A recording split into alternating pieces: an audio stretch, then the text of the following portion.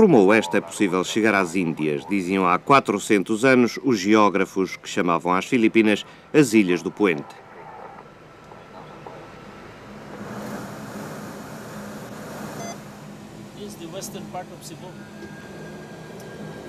Esta foi também a primeira visão de terra cebuana do piloto da nau Trinidad no século XVI. Nessa altura virou o leme e aproou à silhueta perdida nas brumas. Enquanto a nau mudava de rumo, Fernão de Magalhães aferia pela última vez os instrumentos de bordo que lhe apontavam precisos uma dupla glória. Tinha chegado às Ilhas do Poente e provava sem dúvidas que a terra era redonda. Foi então que deu ordem a António Pigafetta, cronista oficial da expedição, para escrever o último capítulo das descobertas. Dirigindo-nos para sueste, passámos entre 5 ilhas, na última das quais vimos morcegos do tamanho de águias. E no domingo, 7 de abril, entramos no porto de Zubu. O capitão mandou içar todos os estandartes, amainar todas as velas, dando uma descarga de artilharia, o que causou grande alarme entre os insulares.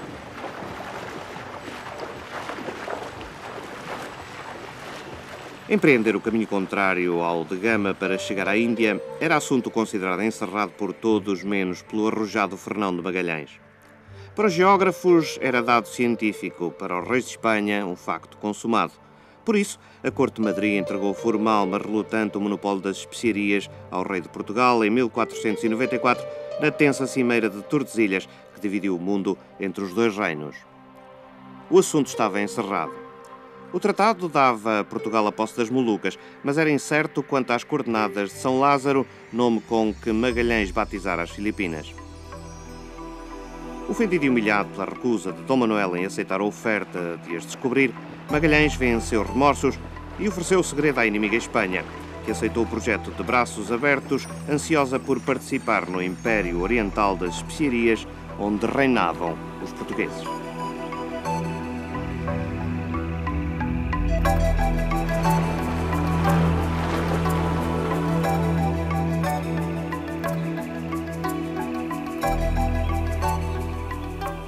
Before the coming of the Spanish to the Philippines and the western discovery by Magellan, it was actually the Portuguese who were here moving around in our islands in the south.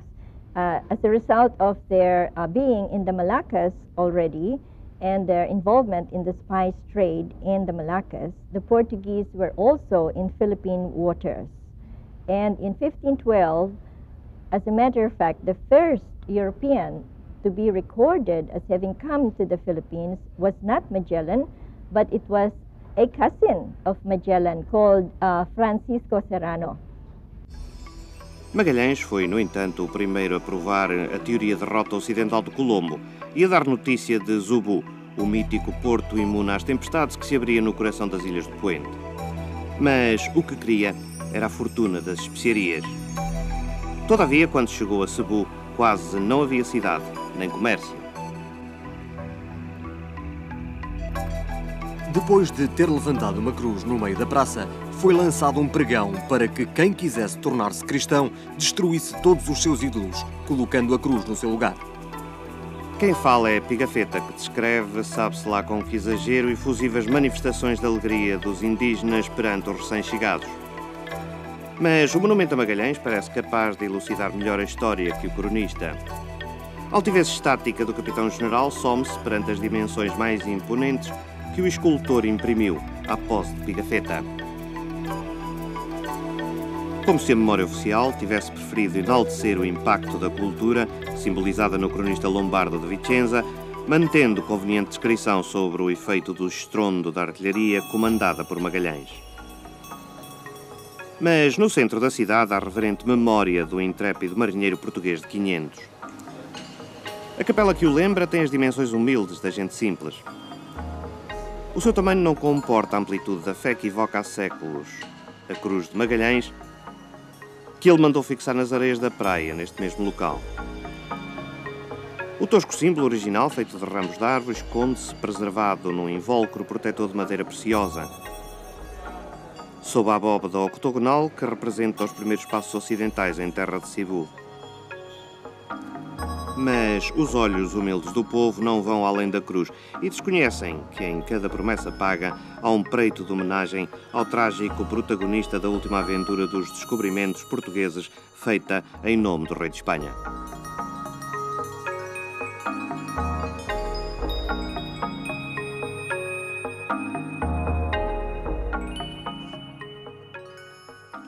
Estes povos são cafres, isto é, gentios.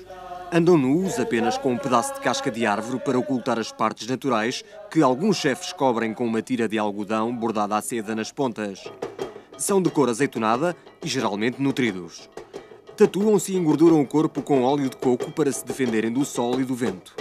Têm os cabelos pretos e tão compridos que lhes chegam à cintura. As suas armas são facas, escudos, maças e lanças guarnecidas de ouro.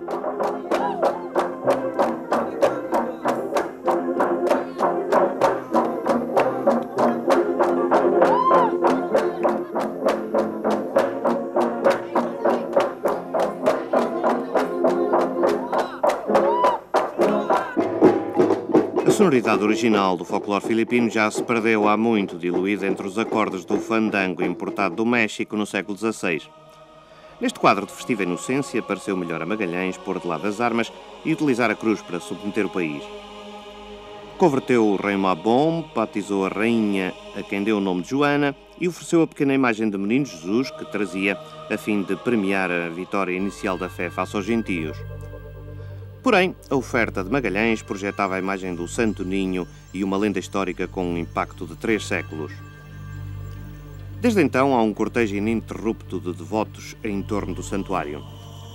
A sua festa é no 3º domingo de janeiro, mas as velas ao Santo Ninho permanecem acesas noite e dia, o ano inteiro.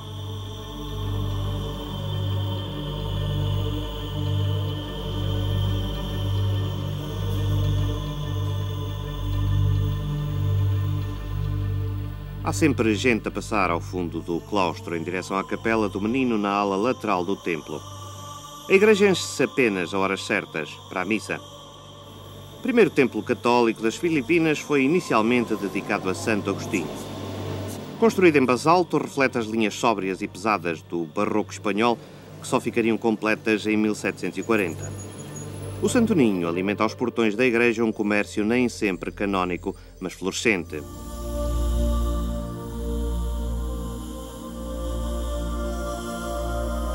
Em 1562, os espanhóis, comandados por Miguel de Legazpi, chegaram a Cebu dispostos a abrir caminho de qualquer maneira. A população resistiu, Legazpi mandou pegar fogo à cidade. Entre as cinzas, reencontraram a imagem intacta do Santo Ninho e firmou-se a lenda. A miraculosa descoberta motiva todos os anos em abril cortejo espaventoso entre a ilha de Mactan e o cais de Cebu. Celebra-se Fernão de Magalhães e Lapu-Lapu, o guerreiro que o matou em combate desigual 10 dias depois de ter chegado. Mas a celebração verdadeira não é dirigida a nenhum dos dois, mas sim ao Santo Ninho, figura central dos festejos. O rei Mabon e a rainha Joana aguardam a chegada do menino para se porem à testa da procissão. Em toda a coreografia, há uma evidente componente latina que ressalta na atitude da multidão, nos passos do sinologue que as escolas de dança exibem com laivos de samba brasileiro. Um desfile que vai da procissão à reconstituição histórica.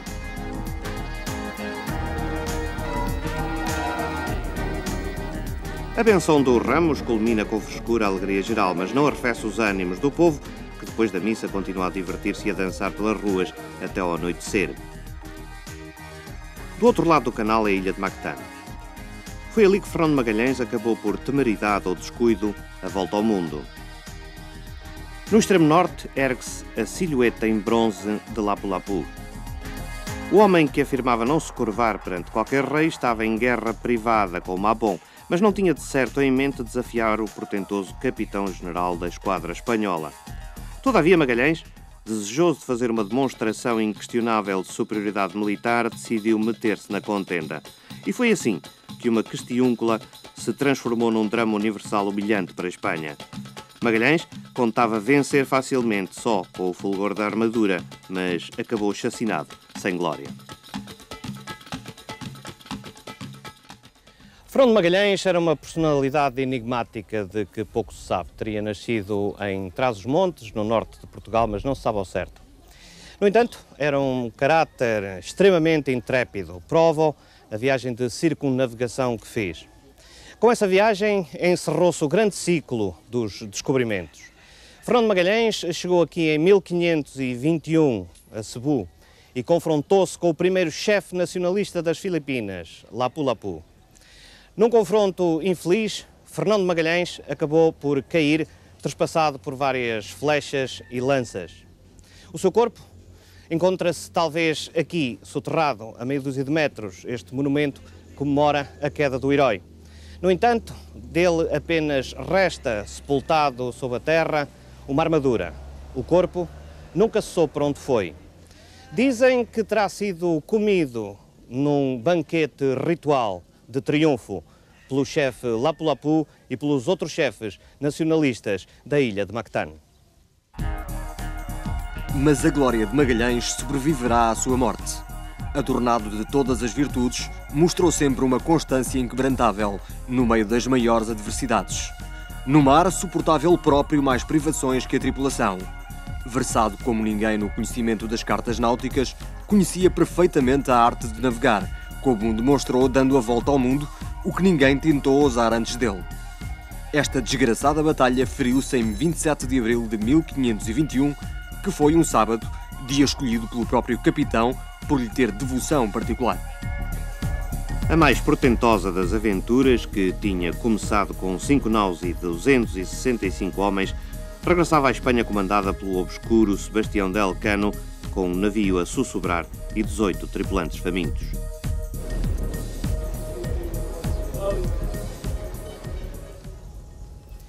"40 anos depois do trágico fim de Magalhães, os espanhóis regressaram às Filipinas, comandados por Miguel de Legazpi.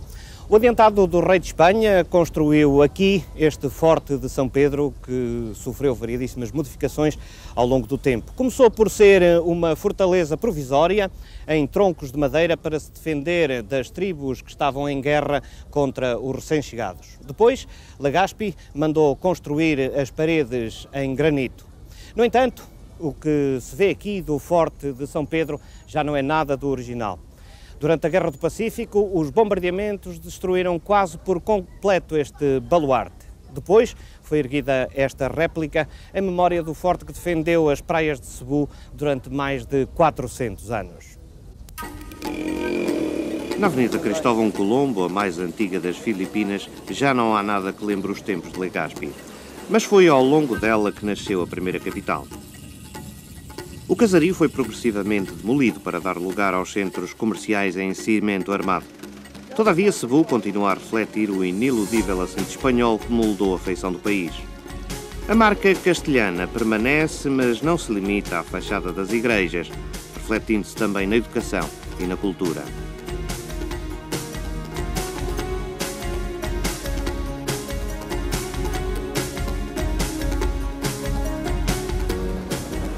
A Universidade de São Carlos, a mais antiga de Cebu, é exemplo pioneiro do papel do ensino na difusão da fé no século XVI.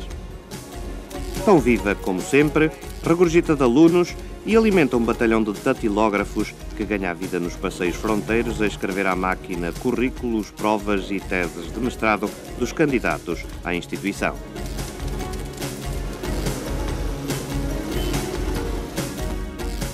Mas em Cebu existe também uma outra presença cultural e religiosa.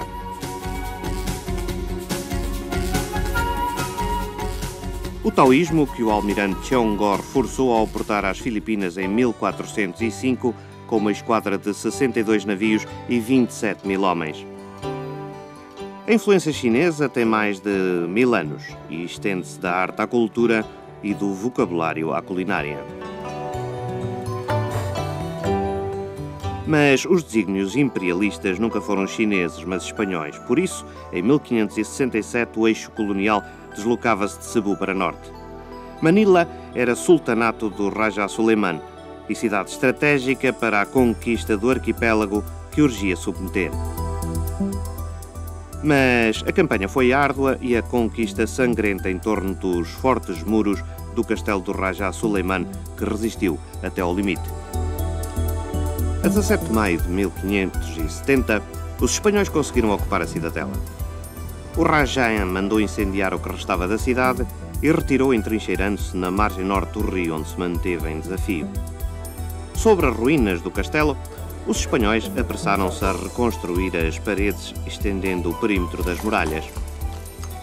Nascia Intramuros, a nova cidadela, apenas acessível aos súbditos de Espanha e guardada dia e noite por uma guarnição vigilante que temia os inimigos que a cercavam por todos os lados.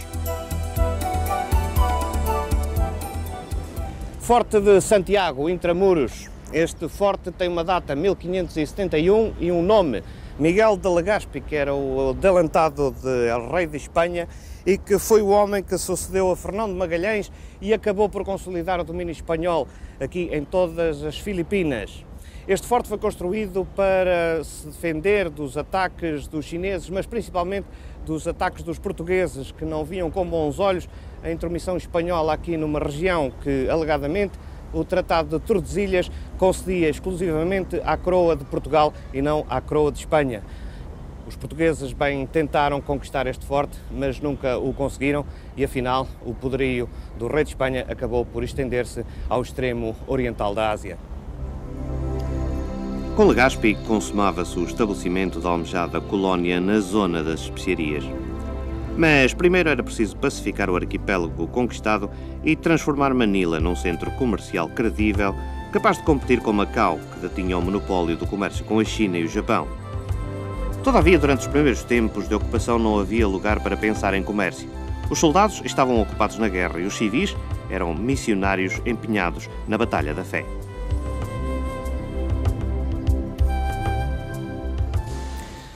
Igreja Convento de Santo Agostinho é um templo com um valor duplamente simbólico. É o mais antigo das Filipinas, é contemporâneo de Legazpi, mas, por outro lado, simboliza o único triunfo de Espanha aqui nas Filipinas. Os espanhóis chegaram para tentar conquistar o comércio das especiarias e também para tentar o contacto com a China a partir daqui deste arquipélago. Fracassaram em ambos os objetivos. No entanto, a única coisa que se fixou e que se fixaria até hoje, mesmo depois da independência, foi a fé católica. De facto, as Filipinas são praticamente o único país que é quase inteiramente católico em toda a Ásia. Em toda a história da expansão, as Filipinas constituem paradigma da resistência armada em contraponto a uma imediata conversão à fé dos europeus. Só isso explica o facto de Miguel de Legazpi, com 400 soldados, ter pacificado em tão pouco tempo um arquipélago de mais de 7.000 ilhas, onde a vitória militar era a partida virtualmente impossível. A nova colónia foi colocada na dependência do vice-rei do México, com quem estabeleceu a ligação que esteve na origem da viragem cultural e na entrada numa nova era de prosperidade. As Filipinas, que os ventos desfavoráveis afastavam das rotas marítimas regionais, abriam-se finalmente a uma ligação regular para lá das fronteiras da Ásia. O estabelecimento do galeão de Acapulco, que passou a ligar as Filipinas à América, tornou o comércio marítimo global. E Manila, mais do que nunca, prosperava. Pouco a pouco surgiam as fortunas. O lastro do galeão de Acapulco fornecia em cada viagem o granito necessário que escasseava para pavimentar as calçadas e erguer as casas senhoriais. Protegida pelas muralhas de Intramuros, firmava-se a primeira cidade espanhola da Ásia e tudo se transfigurava. In those days, trade was really oriented around the Philippine shores, the South China Sea, the Indian Ocean. And the trade patterns then were very different from today, so that the Asian countries tended to trade among themselves. In the case of the Philippines, our relations with Macau was, I think, both spiritual as well as commercial.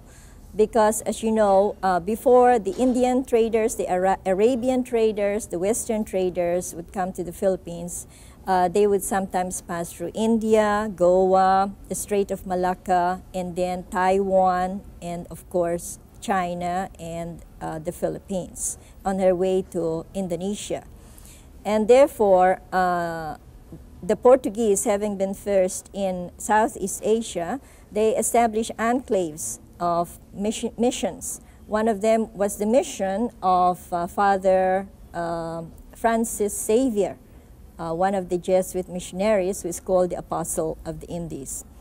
And in the case of the Philippines, although it was the Spanish that converted the Philippines, one Western explorer who did not make it to the Philippines was actually, he landed in under the mission of St. Francis Xavier. So secondly, I would say that the relations between Macau and the Philippines was really because of they were both enclaves of Christianity. And secondly, they were both entrepôts of commerce.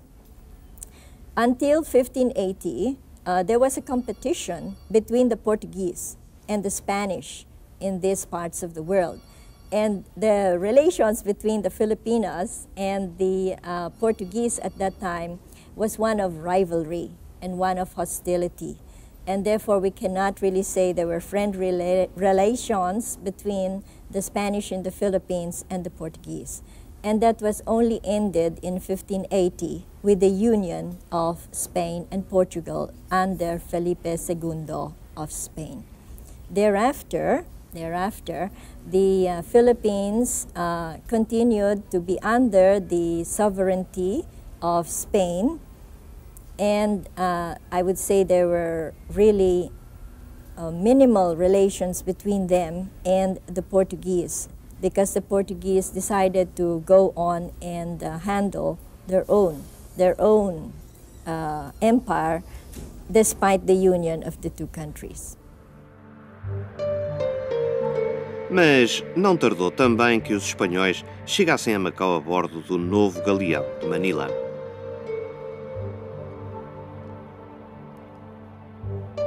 A história entre Macau e Manila envolve os espanhóis que vieram de Manila. E essa história é gloriosa para os espanhóis, porque havia em 1582 veio de Manila um jesuíta espanhol chamado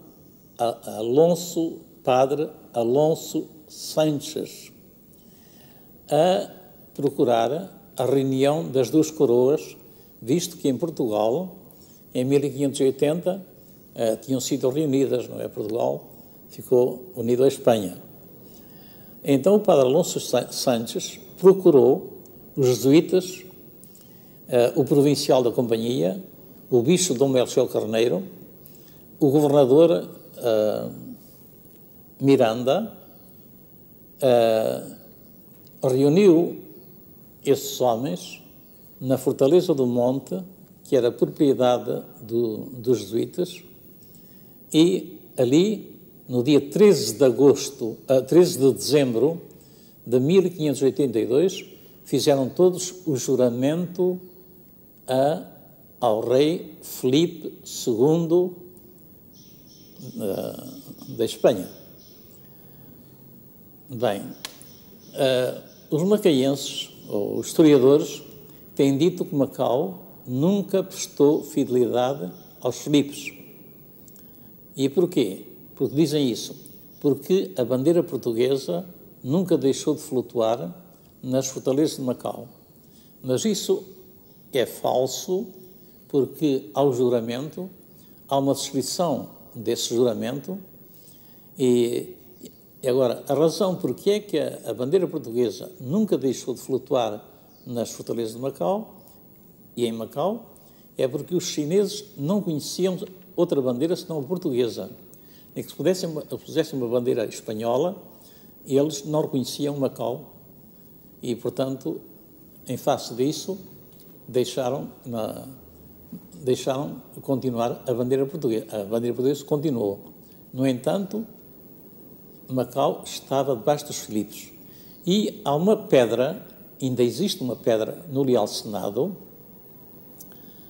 à esquerda de quem entra no Leal Senado, uma pedra grande na parede que diz: reinando Filipe IV,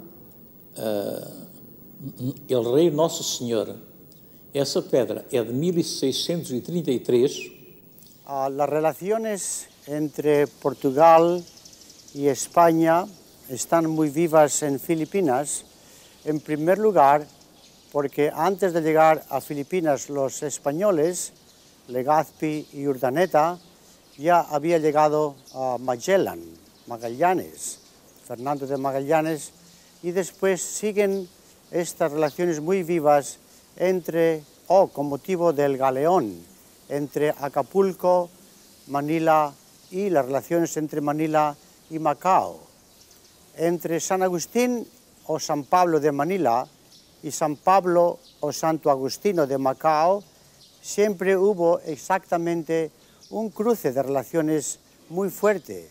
Hasta tenemos aquí en el museo algunas cosas que vienen prácticamente de Macao. Neste intercâmbio, os espanhóis, apesar das rivalidades, representaram um destacado papel no desenvolvimento económico de Macau. Gabriel de Caros veio das Filipinas, estabeleceu-se em Macau, fundou a feitoria espanhola em Macau, e essa feitoria ele enriqueceu muitíssimo, porque a feitoria rendia muito. E porquê? Porque o governo português dava a preferência aos navios espanhóis. Eles não podiam ir a Cantão, os chineses só permitiam os navios portugueses em Cantão, nenhuma outra nação era permitida em Cantão, e em Macau pagavam muito menos direitos do que pagariam em Cantão e até muito menos direitos do que os navios portugueses pagavam nas Filipinas. Quando os navios portugueses iam às Filipinas, pagavam muito mais direitos do que os espanhóis em Macau. Então a feitoria enriqueceu muito. Mas mais forte que o comércio foi o protagonismo espanhol nos primórdios do estabelecimento da Igreja em Macau. No campo religioso, a história dos espanhóis é gloriosa. Foram eles que fundaram todos os conventos de Macau. Por exemplo, o primeiro foi o convento de São Francisco, fundado pelo franciscano Frei Pedro Alfaro, que veio para Macau, e em 2 de fevereiro de 1580 foi inaugurado o primeiro convento de Macau franciscano, onde hoje é o quartel de São Francisco. E um ponto interessante é este, é que o Jardim de São Francisco, em chinês, chama-se Ca Si Lan Fa Yun, quer dizer, Fa Yun, jardim, Ca Si Lan, dos castelhanos. O Jardim de São Francisco está anexo ao convento, hoje quartel de São Francisco, tem o nome de Jardim dos Castelhanos, devido aos castelhanos, aos espanhóis, que fundaram esse convento, os franciscanos. A estrada que vai do São Francisco para o São Januário, o Hospital São Januário, essa estrada chama-se em chinês Kasilan Malo, quer dizer, Estrada dos Castelhanos. Bem, estavam todos esses conventos, São Francisco, Santo Agostinho, São Domingos, Santa Clara, viveram durante séculos aqui em Macau, em paz e sossego. Bem, mas quanto aos espanhóis, quando foi a Revolução Portuguesa de 1640, em que Portugal se tornou independente da Espanha, os macaenses assaltaram esses conventos e gritaram fora com os castelhanos e obrigaram todos os espanhóis a sair dos conventos. E então eles foram para as Filipinas e nunca mais apareceram em Macau. E então esses conventos foram tomados pelos frades portugueses. Bem, o que eles fizeram aos espanhóis, em 1640, sucedeu-lhes a mesma coisa a eles, estes frades portugueses. Porque em 1834, o mata-frades António Augusto de Aguiar, primeiro-ministro de Portugal, extinguiu todos os conventos em Portugal e nas suas colónias. E então todos estes conventos foram extintos em 1834. O governo tomou conta desses conventos e, pouco a pouco, foi restituindo os conventos. Mas perderam-se muitos manuscritos, todos os manuscritos, todos os arquivos dos conventos, perderam-se e ninguém sabe onde estão esses arquivos. E é pena, porque não podemos fazer a história dos conventos sem documentação. Outra história que ainda hoje continua difícil de fazer é da estrutura monetária em que se sustentava o comércio. Ao que parece, havia de tudo, desde teias de prata a duros espanhóis, mas a pataca parece ter sido a moeda mais fiável desses tempos.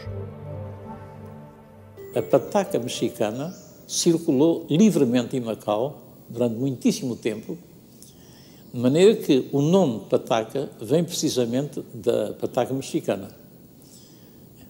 Era a única moeda de comércio com a China e com o Japão, etc. Era a pataca mexicana, visto que atrás da pataca mexicana havia muita prata espanhola, da América, etc. E foi com essa pataca mexicana que os portugueses faziam o comércio.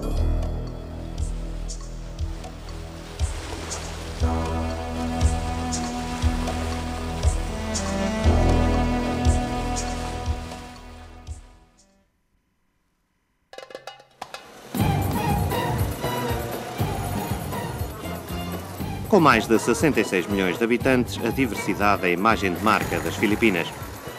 Fundamentalmente de matriz malaia, a população é, no entanto, um bocadinho de etnias e culturas diversas. O Tagalog é oficial, mas falam-se 55 línguas e 142 dialetos. Não contando com o inglês, que melhor ou pior todos conhecem, nem com o espanhol, que muitas famílias tradicionais ainda utilizam. O povo é esmagadoramente católico, mas nem neste aspecto é monolítico. Há animistas, o budismo tem mais de 100 mil seguidores, o hinduísmo é praticado e o islamismo congrega 3% da população, principalmente em Mindanao, a segunda maior ilha do arquipélago. Os filipinos prezam os valores ocidentais e consideram-se o povo mais cosmopolita da Ásia.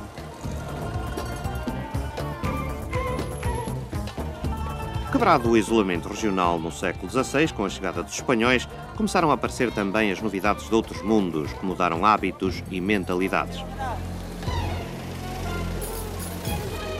Mas a primeira alteração de vulto registou-se com a chegada de novas espécies agrícolas. Progressivamente, a batata, o trigo e até o tabasco começaram a crescer no país, diversificando a monótona dieta que era feita à base de arroz.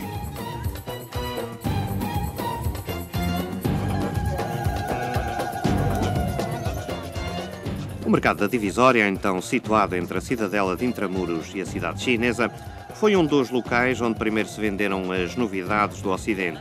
É o mais popular de Manila e consta dos guias turísticos como atração a não perder. Os clientes circulam por aqui aos milhares de manhã à noite, fazendo fervilhar o comércio que vende um pouco de tudo a preços módicos. Por evidentes constrangimentos de trânsito, o triciclo é o único veículo capaz de penetrar na confusão estreita das ruelas, contribuindo com mais um traço para compor as peculiaridades do mercado de Divisória.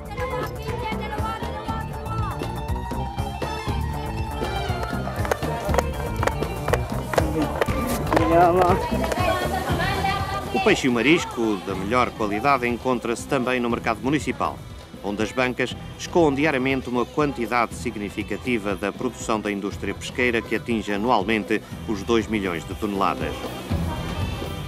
Jogar xadrez é um hábito nacional que se pratica em qualquer sítio.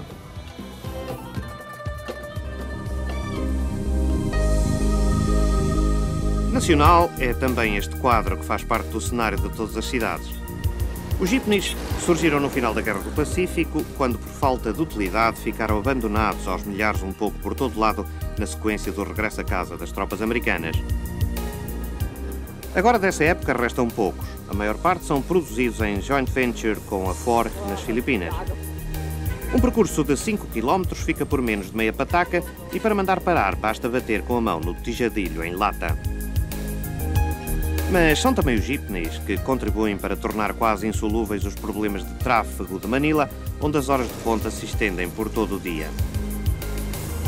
A recente retoma económica do país agravou o caótico panorama, triplicando em 5 anos o número de veículos em circulação. À noite, a situação pouco muda. E surge apenas um outro problema. Ninguém sabe ao certo se tem luz elétrica quando chegar a casa. As infraestruturas não conseguem acompanhar o desenvolvimento, criando assim mais um problema que parece tão irresolúvel como o do tráfego. A questão atingiu tais dimensões que o próprio presidente Fidel Ramos fez dele mote de campanha eleitoral de 1992. A questão era tão premente que as Filipinas foram o único país, que se saiba, a conceder poderes excepcionais a um presidente para tratar da energia elétrica. Mas há luz em Manila e está por isso garantida a realização do passatempo que mais entusiasmo desperta: as lutas de galos. Em torno do ringue do pavilhão de La Loma, os corretores incitam e a multidão responde exibindo notas num intrincado sistema de pregões, brados e sinais que dispensa talões de apostas. No pavilhão de La Loma é todos os domingos assim. Antes do combate, os tratadores exibem os seus exemplares à multidão, que aumenta o valor das apostas consoante o aspecto das aves. Cada galo vai armado de esporões cortantes em aço nas patas. Por isso, muitos não sobrevivem ou acabam feridos de tal modo que nunca mais podem combater. Às vezes, um campeão de muitas lutas acaba no ringue em menos de 2 minutos. Os confrontos são curtos e sucedem-se sem interrupção. Como este, há milhares de pavilhões espalhados pelo país, mas os grandes torneios são na capital, onde os prémios para os galos vencedores atingem valores astronómicos. Uma verdadeira indústria que faz girar anualmente centenas de milhões de pesos.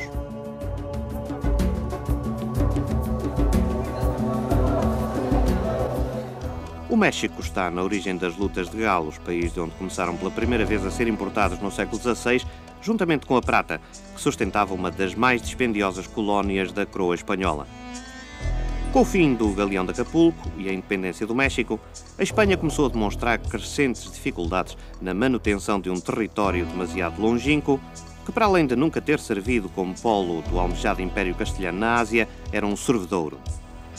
Nessa conjuntura deficitária não tardaram a surgir os primeiros sinais de rebeldia. Mas o mais temível surgiu de José Rizal, cujas obras repletas de nacionalismo inflamado, a par de uma intensa atividade política militante, acabariam por conquistar as elites filipinas. O seu trágico e prematuro fim ditaria a adesão popular à sua ideia de liberdade.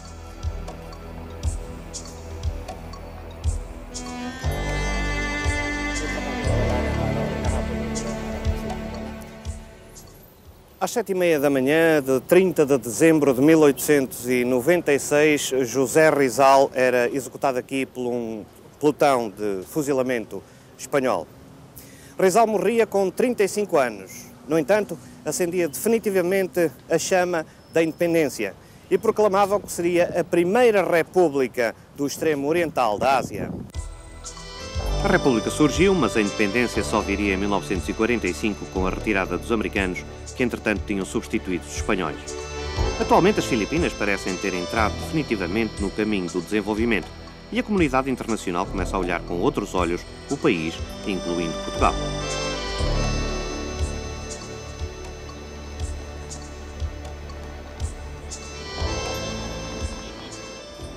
Bom, Portugal tem de acompanhar os tempos modernos e verificar aquilo que se passa nesta área, uma área estratégica muito importante com a China, o Japão, Singapura, Malásia e outros países aqui muito próximos das Filipinas e com os quais as Filipinas têm imensas relações. Enfim, a nossa tradição também de presença nesta imensa área também é muito antiga e estamos simplesmente a retomar essa essa presença ditada pela história. As prioridades são as de reforçar os nossos laços políticos com as Filipinas, desenvolver a cooperação económica, que me parece extremamente importante e com grandes perspectivas, e reforçar também os nossos laços culturais com as Filipinas, visto que tem uma larga componente de influência latina e tem, evidentemente, a religião católica, uma grande parte da população filipina, a maior parte, 90% são católicos também. Depois de uma ausência de 20 anos, o embaixador português regressou, dinamizando a comunidade que se associou e tem agora novos objetivos. Os objetivos são, como é natural, trazer os portugueses mais juntos uns dos outros, porque estando num país como as Filipinas, enfim, sente-se mais a necessidade de contactar com pessoas de cultura portuguesa. Em muitos casos, por exemplo, como no meu caso e outras pessoas que eu encontrei aqui, estavam há vários anos sem falar português, visto que trabalham em companhias que são multinacionais ou têm o marido ou a esposa que não fala português. E foi, portanto, a associação proporciona aos portugueses se juntarem de vez em quando em reuniões, em pequenas festas, e, enfim, e falarem na nossa língua, não é? A associação formou-se o ano passado, não exatamente numa grande escala, porque nós somos pequenos, no entanto, e não se formou antes porque nós não tínhamos conhecimento uns dos outros, não é? O que acontecia é que nós estávamos espalhados pelas Filipinas, não havia representação diplomática e então era muito difícil saber onde é que estávamos. Eu cheguei aqui com a vontade de trazer os portugueses mais juntos e então fiz uma pequena pesquisa e com a ajuda de outros portugueses nós conseguimos chegar a esta situação agora, não é?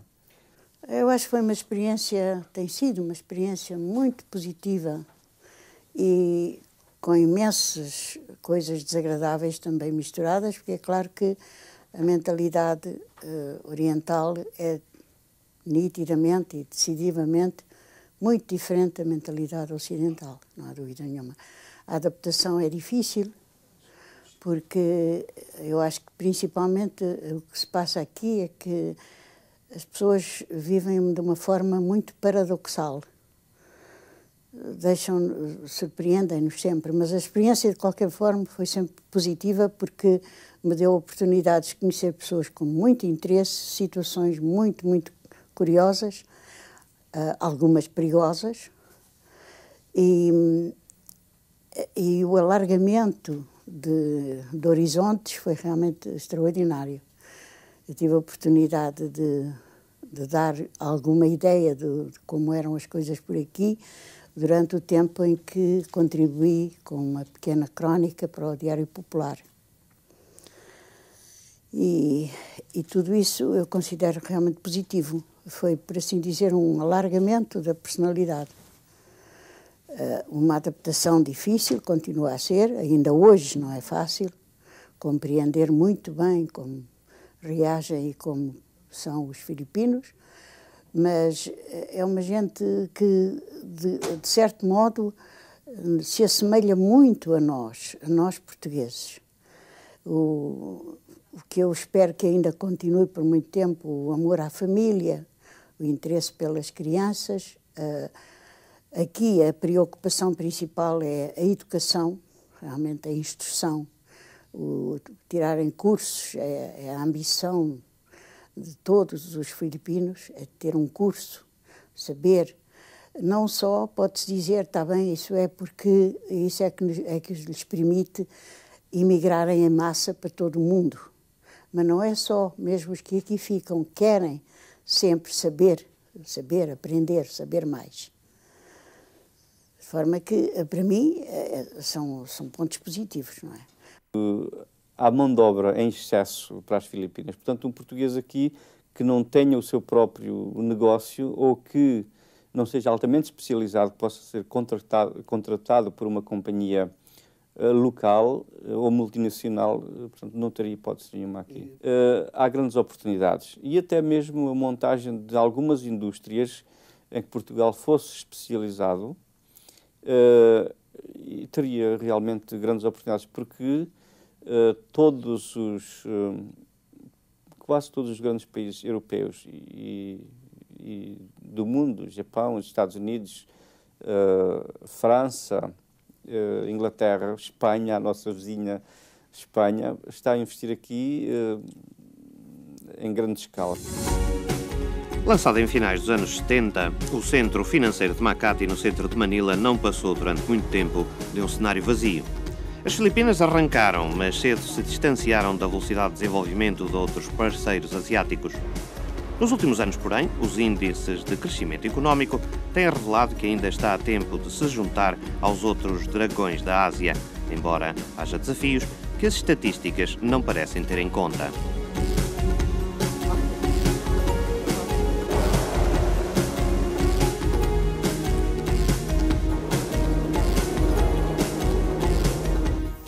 Bem, o desenvolvimento, não há dúvida nenhuma que tem havido um desenvolvimento aparente nas Filipinas. Poderá, em termos futuros das Filipinas, ser um tigre da Ásia, mas o que eu vejo é uma grande diferença entre as classes mais ricas e mais pobres das Filipinas. O desenvolvimento tem beneficiado as classes mais altas, portanto os donos de negócios, mas as classes mais baixas não têm sido atingidas por esse desenvolvimento. Não há um desenvolvimento social que acompanhe o desenvolvimento industrial e comercial neste momento nas Filipinas. Esse será o próximo, digamos, desafio que as Filipinas vão ter que enfrentar. Frei Alberto Silva revela outra faceta da comunidade imigrante nas Filipinas. É reitor de uma universidade católica e dedica a sua vida à Igreja. Mas nem por isso deixa de ser um imigrante beirão num país longínquo. Pertencente a uma ordem essencialmente virada para a África, conhece uma inédita experiência asiática. Esta experiência para mim tem sido uma experiência muito rica.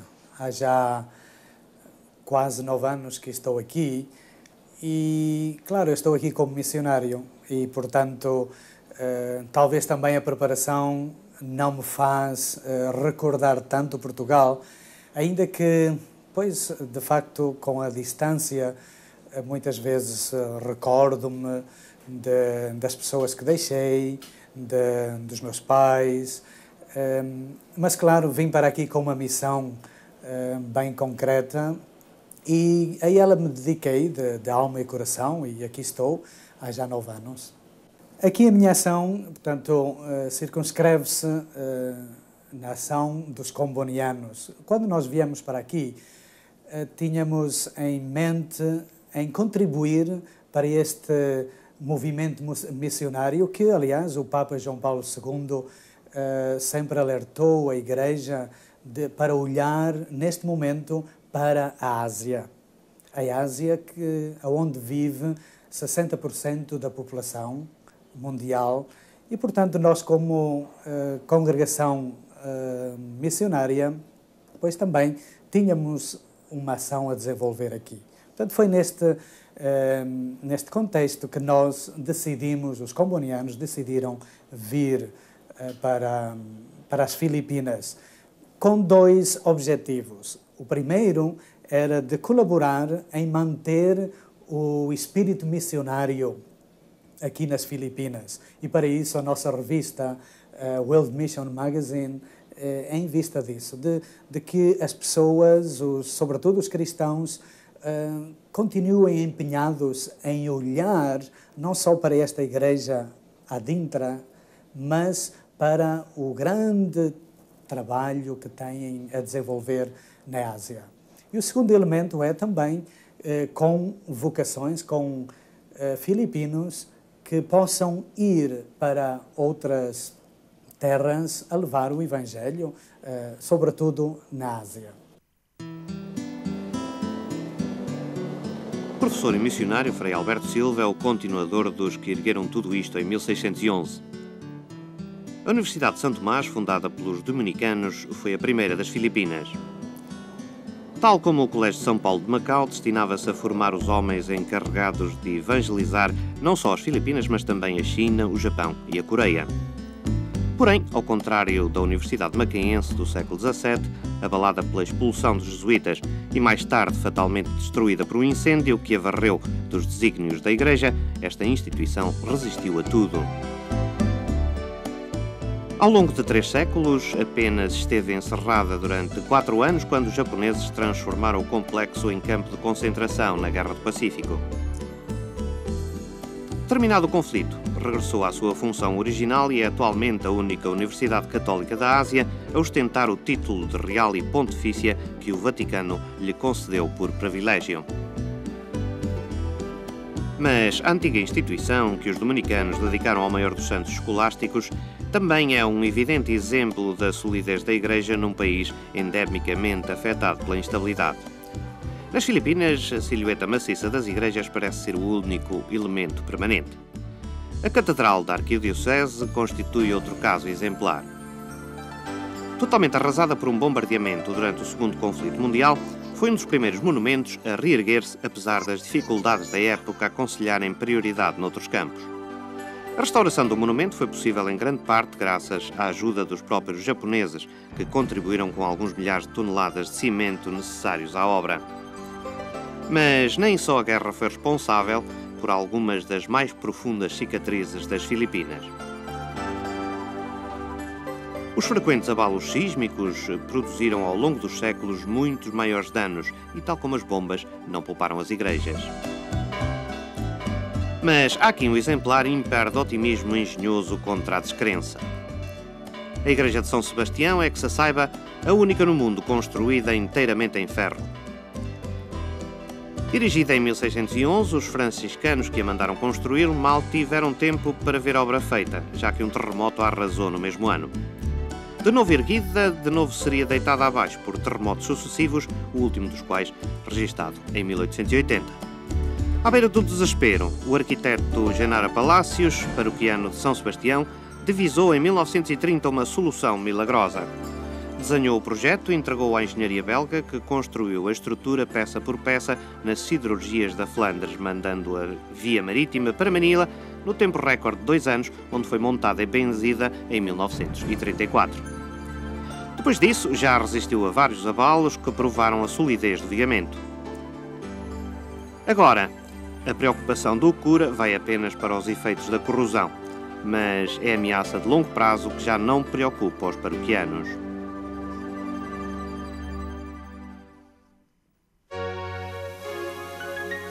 A Vila São Miguel, em Quezon, é a residência do Cardeal de Manila.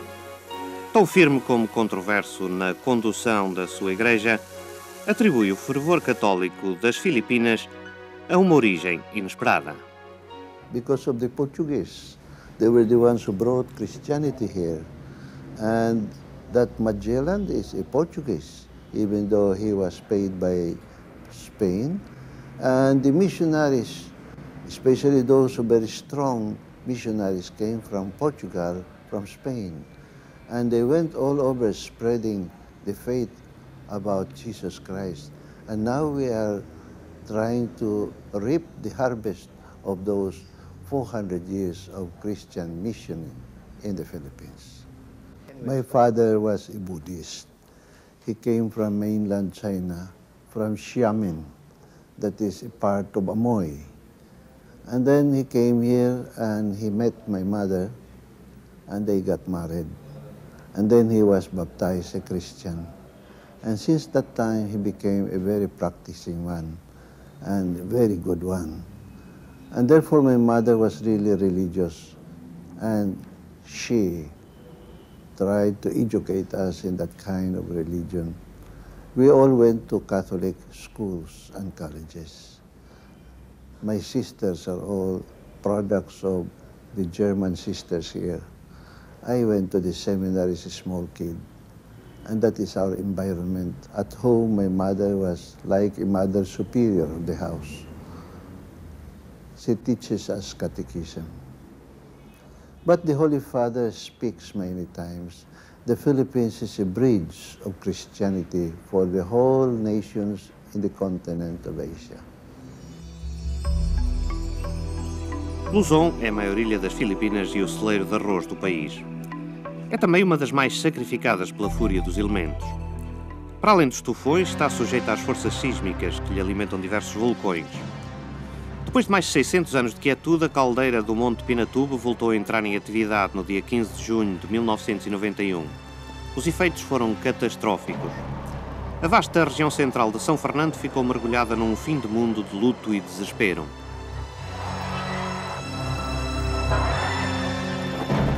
A espiral de fumo do vulcão subiu a 40 km de altitude e escondeu o sol por vários dias. 40 mil casas arrasadas, 250 mil desalojados e 900 mortos era o balanço da súbita tragédia. Mais de 1000 hectares de terra transformaram-se da noite para o dia num cenário de Pompeia. Os filipinos, habituados à desgraça, recorrem a miúde à expressão Bahala, que significa fatalidade, mas não inclui resignação. Por isso, passada a tormenta, Bahala, e o povo regressou à terra para refazer a vida sobre a planície ingrata. Assim renasceu Bacolor sobre a anterior vila soterrada nas cinzas há 6 anos. Por enquanto há ainda aqui muito de provisório, mas só quem não pôde é que não voltou. À superfície surgem apenas silhuetas angustiosas do antigo cemitério e os santos abençoam agora mais perto os novos mortos. 4 metros mais abaixo da vegetação, que volta a cobrir tudo, repousa a história gloriosa de uma vila que, ainda que num período fugaz de pouco mais de um ano, foi capital das Filipinas.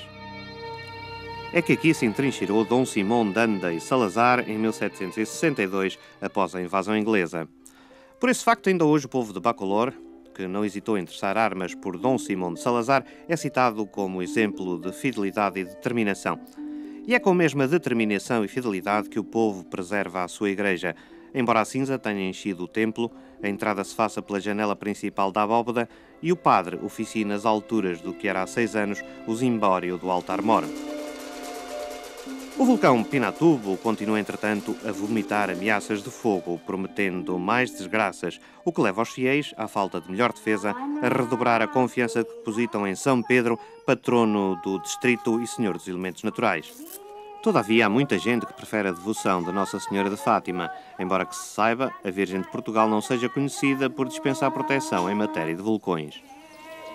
The influx, the entry and the stay of Christianity in the Philippines is both a miracle of history as well as one of the unique facets about the Philippines. First of all, the Filipinos have a deep religiosity in their character, whereby they are not satisfied, shall we say, with anything other than a very deeply spiritual religion. Secondly, there were no strongholds of other religions in the Philippines, unlike in other parts of Asia, where Islam, Buddhism, Hinduism had already established themselves. The Filipinos, for the most part, were away from the major trading routes and therefore untraveled by many of the proselytizers of the other religions. What happened was that the efforts of the Spanish crown, led by the Portuguese explorer Ferdinand Magellan, was able to satisfy, first of all, the deep religiosity of the Filipinos, who readily accepted Christianity in the Philippines. As a matter of fact, history shows that before the coming of Magellan,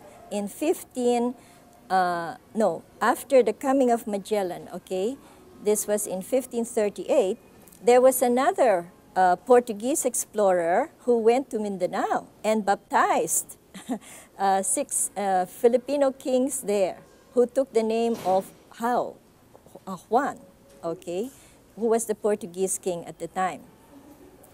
So that you can see that the gift of the Filipinos of religiosity was satisfied only by the coming of Christianity. Well, every year we celebrate the Passion of our Lord. We call it the Holy Week. And the religious feelings and spirit of the people are very much in the beautiful contemplation of the Passion and Death of our Lord. I have never seen a Palm Sunday celebration where there were so many people as this year. The church discourages this kind of behavior because it is very superstitious. What we encourage is more sharing with the poor, meditation so that we can be more or less selfless and we can be thinking of others, because to be Christian is to be man and woman for others. So this thing that is happening is because many of our people are not well educated in the faith. Seja como for, certo é que, na prática, a Igreja não desencoraja os sacrifícios da Páscoa e apoia até, ainda que oficiosamente, no terreno.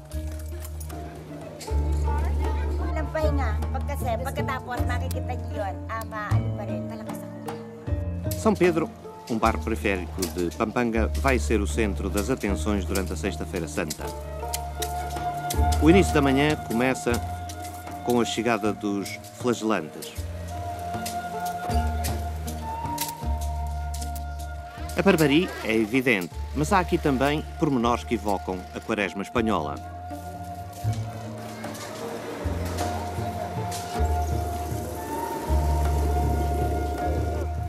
Os visitantes afluem desde as primeiras horas do dia.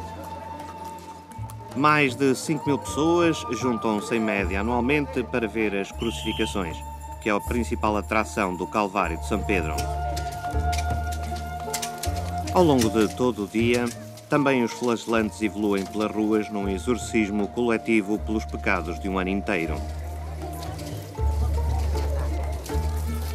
Este é o centurião romano designado para prender Cristo, o homem que vai ser o primeiro a subir à cruz.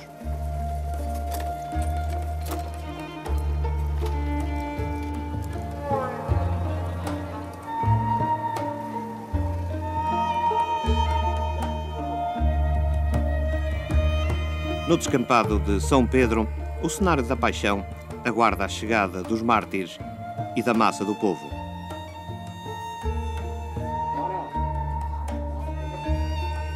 O ritual da preparação corre discreto na obscuridade da casa, perante o olhar atento das crianças que ainda não compreendem os mistérios da sua religião.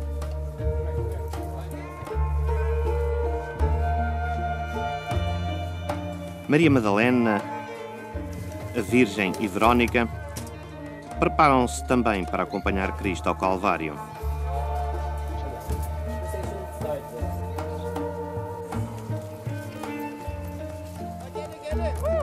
A escolta a cavalo de soldados romanos chega finalmente e o cenário fica completo.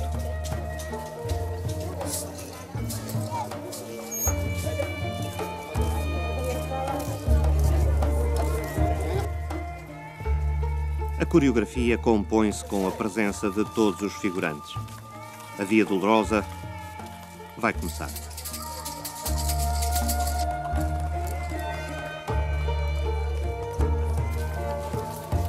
Mais de uma hora de caminhada debaixo do sol escaldante ao pó da via principal da cidade.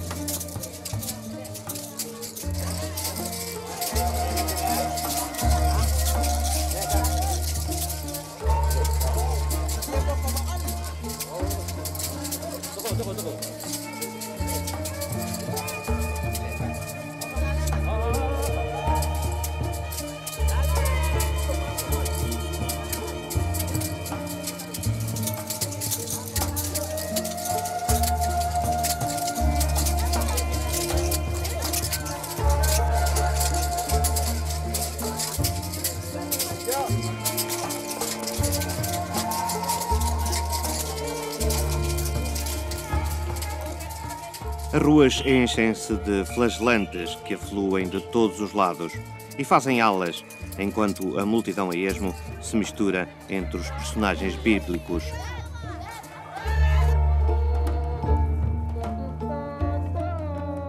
Mas há outras formas de sacrifício nos caminhos da paixão.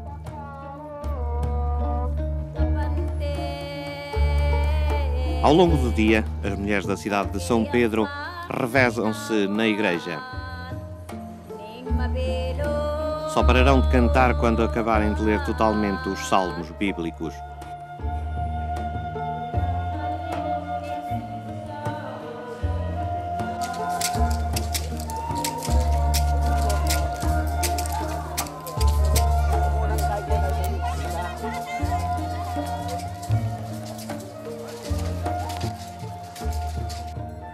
Todos os anos é assim. Uma multidão que vem de longe comprime-se em torno da cerca de arame sem arredar pé, enquanto não acabam as crucificações do dia.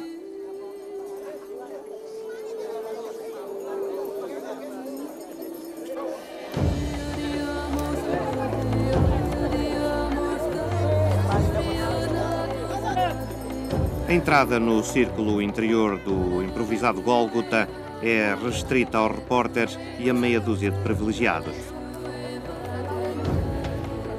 O capitão do bairro de São Pedro tinha feito tudo para cumprir um programa rigoroso. Mas, tal como em anos anteriores, a confusão instala-se rapidamente, comprometendo a seriedade do evento.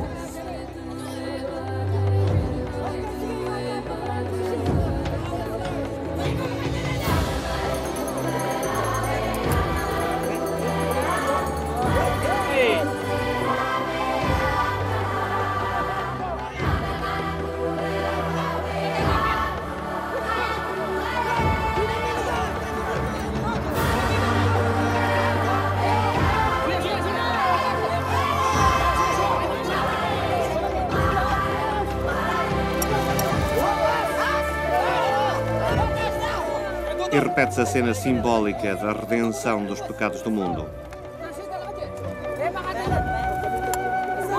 O primeiro imitador de Cristo cumpre o seu quinhão do sacrifício.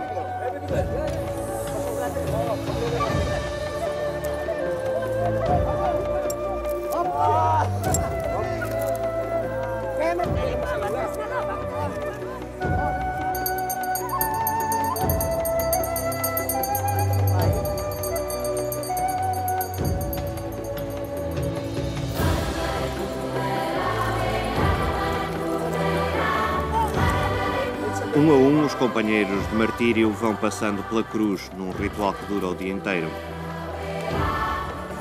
Alguns sacrificam-se quase todos os anos, outros sobem ao Calvário pela primeira vez. Mas todos são obrigados a apresentar certificados de saúde para poderem submeter-se ao ato. Os cravos são enterrados por mãos hábeis, procurando não provocar feridas que possam resultar em lesões permanentes. Desta feita, foram 11 os que se sujeitaram ao martírio.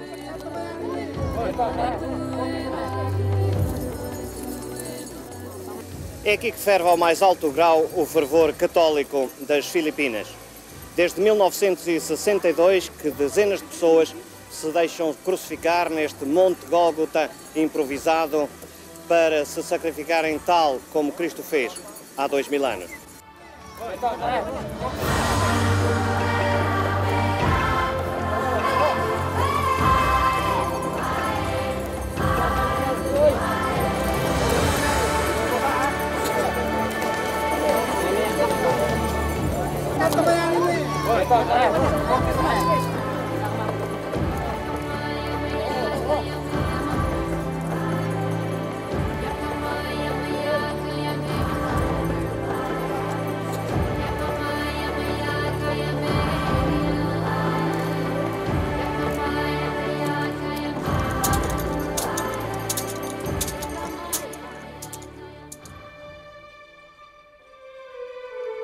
O sol cai sobre as ilhas do Poente, mas a Baía de Manila se ganhou importância há muito que perdeu o mistério dos tempos de Magalhães.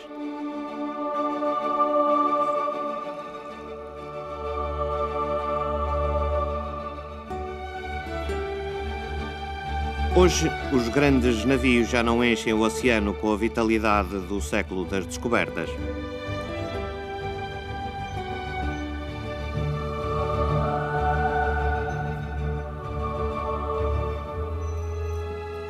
Manila é, como sempre foi, um dos locais onde o Oriente e o Ocidente se abraçam.